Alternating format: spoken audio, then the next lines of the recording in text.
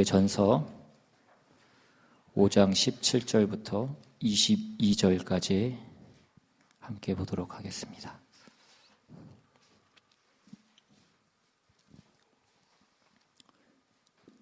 찾으셨으면 한 절씩 교독해서 읽습니다. 제가 먼저 읽겠습니다. 잘 다스리는 장로들은 배나 존경할 자로 알되 말씀과 가르침에 수고하는 이들에게는 더욱 그리할 것이니라.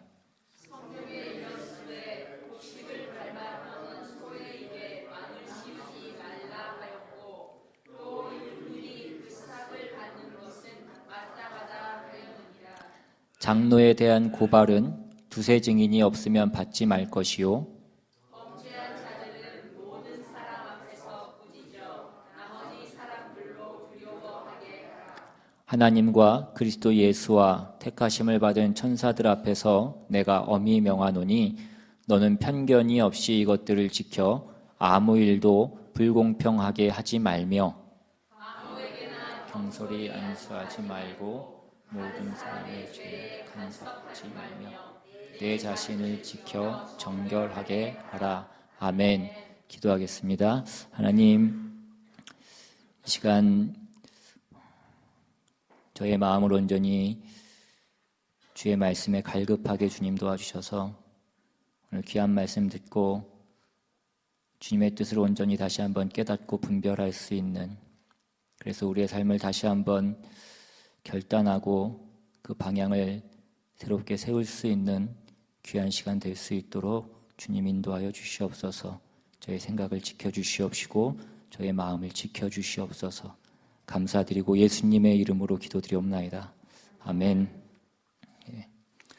우리는 지난주에 과부에 대한 그런 말씀을 들었습니다. 오늘은 사도 바울이 그 대상을 바꿔서 교회 안에 있는 직분자들에 대한 그런 말씀을 하고 있습니다. 지난주 말씀에서도 그 과부에 대해서 말씀하면서 그것이 단지 어떤 그 과부에 대한 자격이나 그 과부를 향한 교회의 책임을 단순히 말하는 것이 아니었던 것처럼 오늘의 말씀도 단순히 직분자에 대한 어떤 교회의 지침을 말하고 있는 것은 아닌 것입니다. 바울은 계속해서 디모데에게 교회를 다스리고 지키는 책임에 있어서 가장 중요한 원칙이 무엇인지, 그 원리가 무엇인지를 말씀하고 있는 것입니다. 그런 맥락에서 오늘 본문의 핵심도 하나님께서 교회의 복된 것을 지키기 위해서 하나님의 종들을 세우시며 그 하나님의 종들을 통하여서 신앙의 모범과 유익과 교훈을 주려고 하신다라는 것을 기억하라는 것입니다. 그러므로 또한 그들이 모범이 되지 않거나 또 신앙적인 유익에 방해가 되는 일이 있다라고 한다면 분명하게 교회 앞에서 지적하고 모든 교우들로 하여금 그 바른 신앙을 가질 수 있도록 그렇게 하라고 말씀하고 있는 것입니다. 결국 하나님께서 교회 안에 목사를 세우고 직분자들을 세우는 것은 모든 성도들이 완성되고 그 영광스러운 신앙의 경지에 하기 위해서라는 것을 우리에게 말씀해 주고 있는 것입니다. 오늘 이 문제로 인해서 오늘 우리가 읽은 본문 말씀에 보시면 장로라는 그 직분이 나오게 되는데 본문에서 말하는 이 장로라는 것은 오늘날 목사를 얘기하는 것입니다. 오늘 본문의 17절 말씀에서 잘 다스리는 장로들은 배나 존경할 자로 알되 말씀과 가르침에 수고하는 이들에게는 더욱 그리할 것이니라 라고 그렇게 말씀합니다. 우리가 잘 아는 칼빈은 이 구절을 근거로 해서 다스리는 장로와 말씀을 가르치는 장로를 구분해서 얘기했습니다. 그래서 장로교에서는 다스리는 장로, 즉 행정적인 기능을 감당하는 장로를 따로 세우고 가르치는 장로로서 설교하고 말씀을 가르치는 목사를 따로 세우는 것입니다. 그러나 우리가 속해 있는 침례교에서는 앞에 3장에서 언급하고 있는 것과 같이 모든 장로가 가르칠 수 있어야 되고 모든 장로가 다스릴 수 있어야 된다라고 보기 때문에 그 치리하는 장로, 다스리는 장로를 따로 세우지 않고 목사가 다스리고 가르치는 것을 다 함께 하는 것입니다.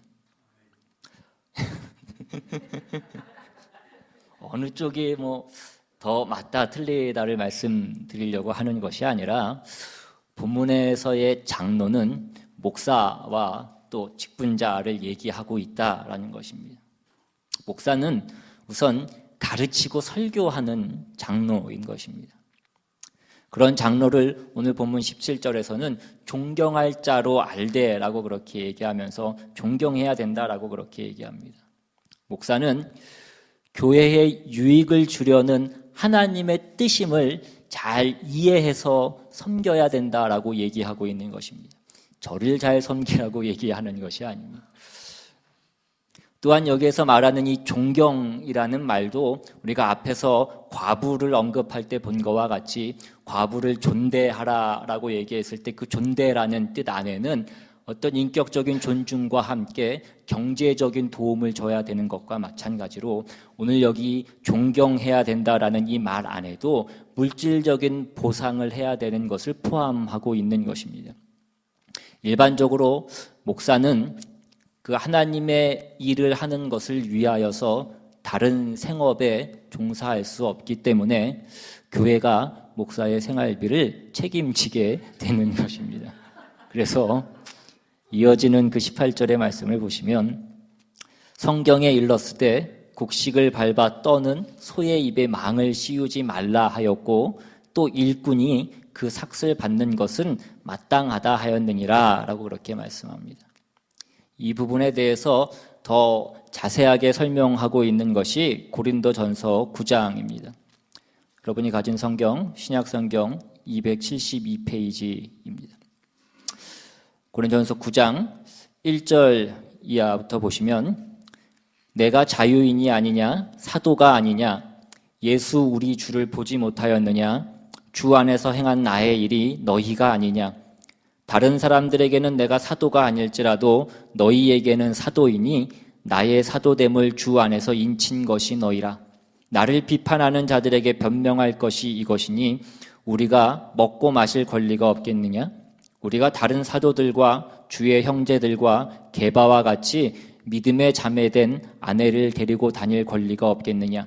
어찌 나와 바나바만 일하지 아니할 권리가 없겠느냐? 누가 자기 비용으로 군복무를 하겠느냐? 누가 포도를 심고 그 열매를 먹지 않겠느냐?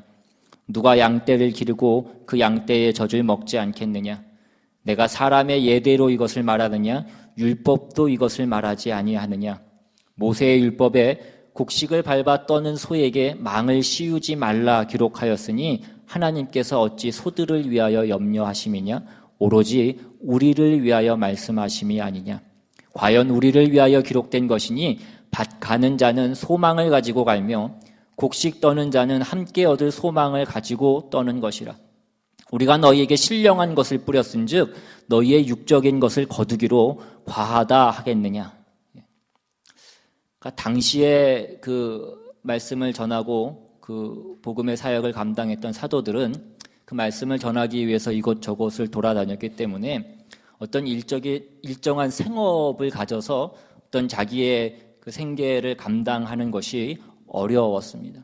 그래서 교회나 성도들을 통하여서 먹을 것과 입을 것과 기타 다른 그런 경비에 도움을 받게 되었는데 어떤 사람들에게는 이것이 신령한 일을 담당하는 자가 어떤 그런 물질에 얽매여 사는 것으로 보였기 때문에 시험에 드는 사람들이 있었던 것으로 보입니다.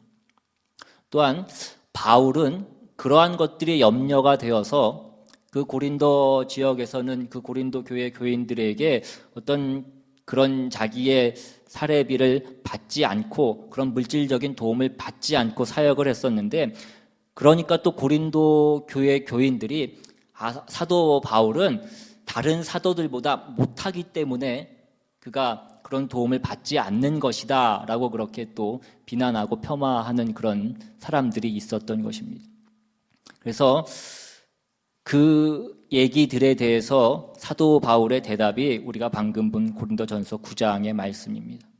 하나님께서 나를 사도로 세워서 하나님의 일을 하게 하시고 복음의 일을 하게 하셨다라는 것입니다.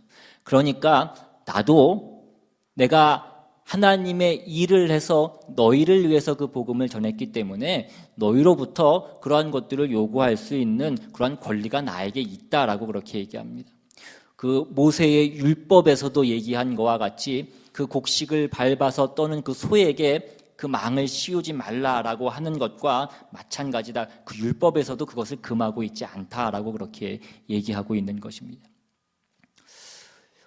이러한 문제들로 그 이의를 제기하는 사람들과 그 문제에 대해서 또 답을 해야 되는 저같이 사례를 받고 직분을 감당하는 하나님의 일을 맡은 사람들 사이에는 서로의 견해의 차이가 있을 수 있습니다. 대부분의 성도들은 직분자에게 높은 어떤 기준을 요구하고 있고 특별히 목사에게는 더 높은 그런 어떤 기준들을 요구하는 것이 일반적인 것 같습니다. 성도들은 목사가 영적으로도 훌륭해야 되고 또 세상 지식으로도 똑똑해야 되고 또 인격과 성품이 훌륭해야 되고 거기에 또 물질적으로는 청빈해야 될 것을 그렇게 요구합니다. 그리고 그러한 것들에서 조금 더 나아가서 언변이 좋아서 말씀도 잘 전해야 되고 요즘에는 상담도 잘해서 그 성도들과 상담을 하면 상담도 잘 해야 되고 또 이왕이면 찬양도 잘해서 듣기 싫지 않아야 되고 거기서 더 나아가서 외모도 나쁘지 않아서 보기 싫지 않을 정도가 돼야 되는 것을 요구하기도 합니다. 그러나 그런 것은 다 할 수 없는 것입니다. 가끔 제가 설교를 전하다가 어떤 분이 눈을 감고 있는 것을 보게 되면 순간적으로 여러 가지 생각을 하게 됩니다. 피곤하셔서 눈을 잠시 감은 것이면 그나마 괜찮은데 저분이 혹시 나를 보기 싫어서 눈을 감은 것은 아닌가라는 그런 생각을 하게 될 때도 있습니다. 그래서 요즘에는 지난번에도 말씀드린 것처럼 갑자기 나이를 먹고 있는다라는 것을 느끼게 돼서 몰래 집사람이 화장품을 발라볼 때도 있는데 그러한 것으로 되지 않더라는 것입니다.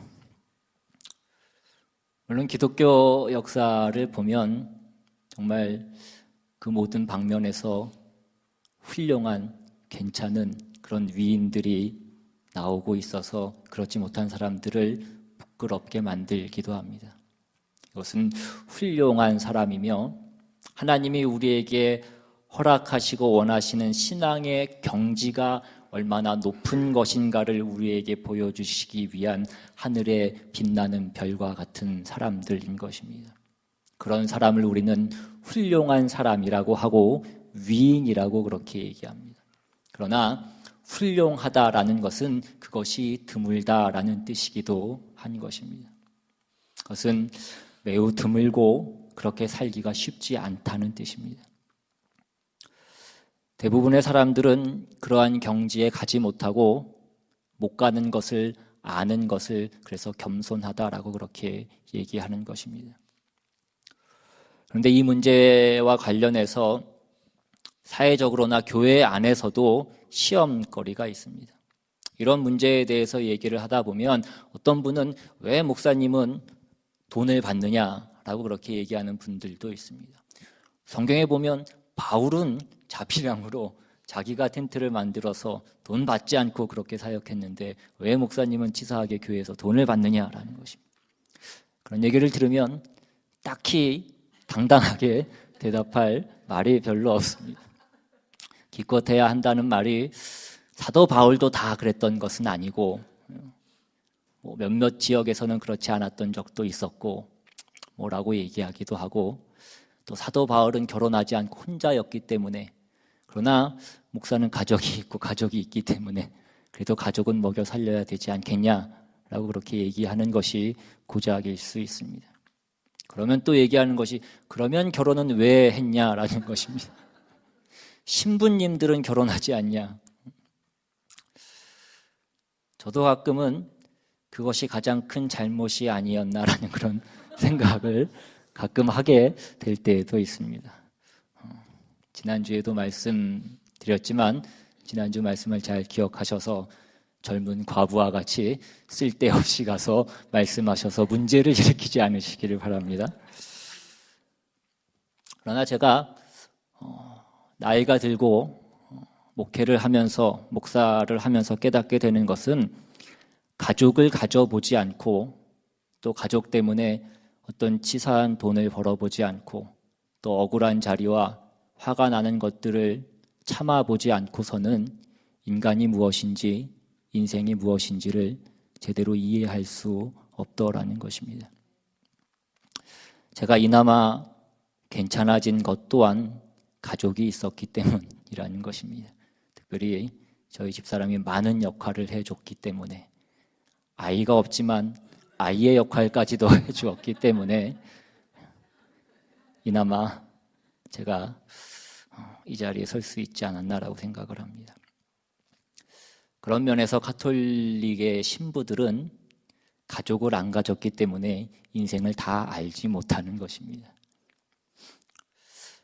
제가 예전에 신학교 다녔을 때에 그 어린 전도사님들과 얘기했던 적이 있었는데 그 어린 전도사님들 중에서 자기는 나중에 교회에서 사례를 받지 않고 바이보케이션으로 해서 주말에는 사역하고 주중에는 내가 세상 일을 해서 그래서 내 가족의 생계를 내가 일해서 책임지고 교회에서는 사례를 받지 않고 내가 하고 싶은 사역을 하겠다라고 그렇게 얘기하는 그런 전도사님들이 있었습니다. 그분들의 생각에는 어떤 기성세대의 목회자들이 먹고 사는 문제에 그렇게 매달려서 교회에서 해야 될 말을 제대로 하지 못하고 어떻게 조금 비겁하게 그렇게 목회를 하는 것처럼 보이기 때문인 것입니다. 그러니까 자기는 자기가 밖에서 일해서 먹고 사는 문제를 해결해 놓고 교회에서는 치사하게 손 벌리지 않고 내가 하고 싶은 말 다 하고 떳떳하게 그렇게 목회를 하겠다라는 것입니다. 그런데 이 또한 그렇게 해서는 어떤 하나님이 목회자를 세우신 뜻이 무엇인지를 제대로 이해하지 못하고 하나님의 말씀의 깊은 경지에 도달하는 것이 어려울 수 있습니다. 목사는 세상 일을 하면 안 된다라는 것을 말씀드리는 것이 아니라 나는 늘 떳떳하고 싶고 그래서 나는 하고 싶은 말 다 하고 싶고 그러면서도 내 가족의 안전은 보장받고 싶어서 그렇게 하는 것이다라고 한다면 그것은 하나님의 뜻을 하나님이 왜 교회의 목사로 직분자로 세우셨는지 그 하나님의 뜻을 제대로 이해할 수 없다라는 것입니다. 우리는 우리가 얼마나 연약하고 그리고 얼마나 치사하고 그리고 우리가 얼마나 못났는지를 알지 못하고는 다른 사람을 이해할 수 없고 다른 사람을 이해하지 못하고는 하나님이 주신 그 직분을 감당할 수 없는 것입니다. 우리는 우리가 얼마나 연약하고 또 때로는 얼마나 치사하고 그리고 때로는 얼마나 못났는지를 아는 것이 되어야 되고 그것을 알기 위해서는 다른 사람과 동일한 경험, 그 동일한 삶을 사는 것이 필요하다는 것입니다. 우리가 세상 일뿐만 아니라 교회 안에서도 논쟁이 벌어졌을 때 제일 답답한 사람은 상대방을 이해하지 못하는 사람입니다. 상대방을 이해 못하는 사람들의 특징은 자신들이 유능하고 잘난 사람들입니다. 그 일을 겪어보지 않은 사람들이라는 것입니다. 예를 들어서 다 그런 것은 아니지만 보통은 남자들이 여성들보다 운전을 더 잘하고 운동신경이 더 뛰어나서 운전을 더 빨리 배우는 것이 보통입니다. 그래서 자신이 운전을 배울 때는 운전을 빨리 배웠고 운전을 배우는 데에 있어서 별 어려움이 없었기 때문에 그 어려움을 겪지 않았던 남자들이 나중에 결혼을 해서 자기 와이프 운전을 가르칠 때는 속이 터지는 것입니다. 왜 운전을 못하는지를 이해하지 못하는 것입니다.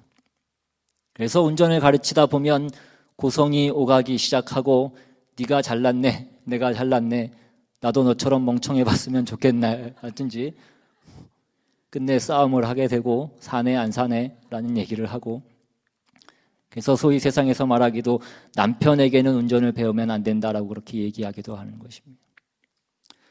저 정도의 인품을 가진 사람도 저희 집사람 운전을 가르칠 때에는 수많은 위기가 있었습니다.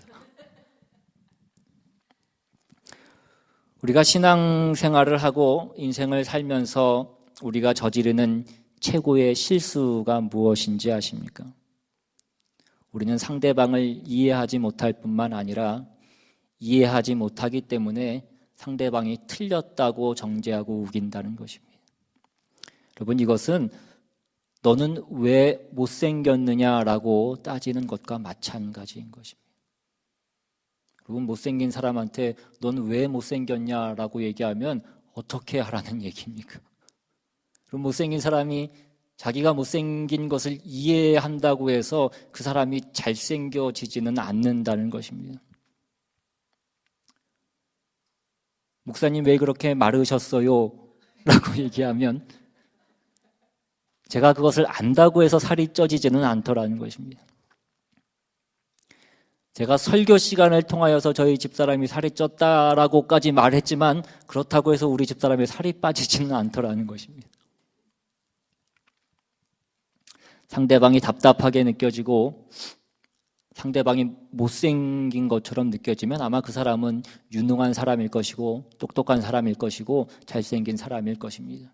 그러나 그런 분들은 자신의 유능함과 자신의 잘생긴 것을 알므로 감사하고 그렇지 못한 사람들을 위해서 도와주어야 되는 것입니다. 그런데 우리는 그렇게 하고 있지 않다는 것입니다. 여러분, 조삼모사라는 사자성어가 있습니다. 여러분 아마 다 잘 아시는 그런 사자성어일 것입니다. 그 얘기가 무엇입니까? 옛날에 송나라의 저공이라는 그 원숭이를 키우는 사람이 있었는데 그 사람이 원숭이에게 아침에는 도토리를 3개 주고 저녁에는 도토리를 4개를 줍니다. 그러니까 원숭이들이 화를 내기 시작했습니다. 그러자 이 사람이 다시 생각을 해서 아침에는 다시 도토리를 4개를 주고 저녁에는 도토리를 3개를 줍니다. 그러니까 원숭이들이 다 기뻐하더라는 것입니다. 여러분, 원숭이에게 도토리를 준 총 개수는 변함이 없습니다. 그럼에도 불구하고 처음에는 화를 냈던 원숭이들이 나중에는 기뻐하더라는 것입니다. 여러분, 우리는 보통 이 이야기에서 얻게 되는 교훈으로 원숭이의 어리석음을 얘기합니다. 그런데 원래 이 이야기가 가지고 있는 원래의 뜻은, 원래 이 이야기는 장자의 얘기에서 나온 것인데 원래 갖고 있는 장자가 얘기하려고 했던 그 뜻은 그러한 뜻이 아니라는 것입니다. 그 주인이 도토리를 주었을 때 원숭이들이 화를 내고 원숭이들이 반항했을 때에 그 주인이 당황했지만 원숭이들을 윽박지르지 않았다라는 것입니다. 그 주인이 원숭이가 원하는 것이 무엇일까, 어떻게 하면 원숭이가 기뻐할 것인가를 생각했다라는 것입니다. 주인은 자기의 생각을 원숭이에게 강요하지 않았다라는 것입니다. 이것이 지혜로운 사람의 모습이고 이것이 하나됨의 기본이라는 것입니다. 상대방의 입장에서 생각해 보는 것입니다. 목사 중에도 유능하고 형통해서 큰 일에 쓰임을 받는 분들이 있습니다. 하는 일마다 잘 되고 손을 얹으면 병이 낫고 축복 기도를 하면 모든 것들이 형통해지고 외치는 것마다 다 이루어지는 그런 목사들이 있습니다. 그러나 하나님은 동시에 우리가 얼마나 못난 자인지, 얼마나 연약한지, 얼마나 많이 울어야 되는지를 보여주기 위해서 목사를 세우시기도 하더라는 것입니다. 저는 후자에 속한 사람인 것 같습니다. 저도 제 자신 때문에 늘 고민하며 때때로 낙심할 때가 있습니다. 그동안 계속해서 말씀드리면서 우리의 믿음과 우리의 구원이 하나님의 은혜에 속했다라는 사실이 성경이 가르치는 중요한 핵심이라는 것을 그토록 강조했던 것은 우리의 인생이 얼마나 못났는지를 깨달았기에 우리의 믿음과 우리의 구원이 우리의 어떤 자랑이나 다른 사람을 심판하는 쪽으로 나아가지 말아야 된다는 것을 여러분들에게 말씀하고 싶었던 바람이었다는 것을 기억해 주시기 바랍니다. 그래서 사도 바울이 이 말씀을 하고 있는 것입니다. 사도 바울이라고 하면 우리는 쉽게 누가 바울에게 감히 공격을 하며 시비를 걸 수 있었겠는가라고 생각하지만 바울은 너무나도 많이 고생을 했던 사람이었습니다. 고린도 후서 11장으로 가보면 그는 40에 하나 감한매를 5번이나 맞았고 3번은 태장으로 맞고 1번은 돌로 맞고 파선에서 일주야를 그 물속에서 있었던 적도 있었고 여러 번 여행하면서 강의 위험과 강도의 위험과 동족의 위험과 이방인의 위험을 당하기도 하고 그 외에도 이루 말할 수 없는 그런 고생을 했던 사람이었습니다. 그러나 그에게 있었던 더 큰 마음의 고생은 자신이 세운 교회와 그 교인들이 복음에서 떠나며 복음을 제대로 이해하지 못하는 것에 대한 안타까움이 더욱더 컸다라는 것입니다. 이것이 목사의 직분이며 목사가 처한 현실이기도 한 것입니다. 그럼에도 불구하고 오늘 디모데전서 5장에서 하려고 하는 말씀은 하나님이 우리에게 어디까지 요구하시며 복 주려고 하시며 목표하고 계신가라는 차원에서 목사를 세운 이유와 목사를 통하여서 가르치는 내용들을 생각해서 이러한 일을 맡은 사람을 존경하라고 말씀하고 있는 것입니다. 이것은 어떤 목사 개인에 대한 보상의 문제를 얘기하는 것이 아니라 하나님께서 교회를 세우시고 또한 교회에 목사를 세워서 하나님이 이루시려고 하시는 그 말씀을 증언케 하려는 것이 무엇인지를 알고 감사하라고 말씀하고 있는 것입니다. 또 하나 우리가 생각해야 되는 것은 오늘 본문에서는 다스리는 직분에 대해서도 말씀합니다. 다스리는 장로라는 것은 어떤 정치적인 통솔이나 어떤 높은 위치에서 그 권위를 가지고 다스리는 것을 얘기하는 것이 아닙니다. 우리가 앞에서 보았던 것처럼 디모데전서 3장으로 다시 가보시면 1절 이하에 미쁘다 이 말이여 곧 사람이 감독의 직분을 얻으려 함은 선한 일을 사모하는 것이라. 여기서 말하는 감독은 장로와 같은 이야기를 하는 것입니다. 그러므로 감독은 책망할 것이 없으며 한 아내의 남편이 되며 절제하며 신중하며 단정하며 나그네를 대접하며 가르치기를 잘하며 술을 즐기지 아니하며 구타하지 아니하며 오직 관용하며 다투지 아니하며 돈을 사랑하지 아니하며 자기 집을 잘 다스려 자녀들로 모든 공손함으로 복종하게 하는 자라야 할지며 교회를 다스리는 것은 가정을 다스리는 것과 같다라고 그렇게 얘기합니다. 여러분, 일반적으로 가정을 다스린다라는 것은 어떤 군대의 상급자라든지 어떤 직장의 상사와 같이 다스리는 것을 얘기하지 않습니다. 가정에서 다스리는 것은 보호자로서 부모로서 다스리는 것을 얘기하는 것이고 그러한 다스린다는 의미에서 그 다스리는 장로를 얘기하고 있는 것입니다. 하나님께서 교회에 목사를 세우시고 직분자를 세우시는 이유는 하나님이 교회를 돌보시기 위한 그 하나님의 손길이 무엇인지를 보여주시기 위한 하나님의 은혜의 풍성함이 무엇인지를 보여주시기 위해서 그 직분자들을 세우시는 것입니다.